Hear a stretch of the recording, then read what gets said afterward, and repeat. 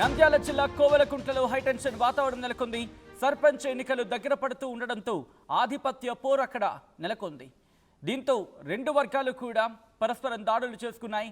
TDP YCP శ్రేణులు ఒకరి మీద ఒకరు దాడులు చేసుకోవడంతో అక్కడ మీరు చూడొచ్చు కాస్త ఉద్రిక్త వాతావరణం నెలకొంది.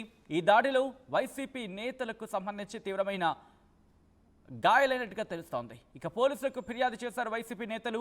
టీడీపీ నేతలపై ఫిర్యాదు చేసిన పోలీసులు పట్టించుకోలేదంటూ ఆవేదన వ్యక్తం చేస్తున్నారు. విజువల్స్ మీరు చూస్తున్నారు. ప్రస్తుతం రెండు వర్గాల మధ్య అక్కడ భీకరమైన తగాదా నడిచిందని చెప్పుకోవాలి. ఇద్దరి మధ్య కూడా తలలు పగిలేలా కొట్టుకున్నారంటే అక్కడ పరిస్థితి ఇటువంటి ఉద్రిక్తతకు దారితీస్తుందో అర్థం చేసుకోవచ్చు.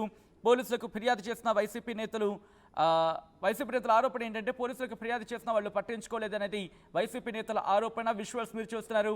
ఒక్కసారిగా అక్కడ రక్తసిక్తమైంది. ఆ ప్రాంతం అంతా కూడా తలలు పగిలేలా ఒకరి మీద ఒకరు దాడులు చేస్తున్నారంటే అర్థం చేసుకోవచ్చు. రాళ్ళు రూకున్నారు, కర్రలతో కొట్టుకున్నట్టుగా ప్రస్తుతం అక్కడ జరుగుతున్న ఆ పరిణామాలకు సంబంధించి మాట్లాడుకుంటున్న పరిస్థితి.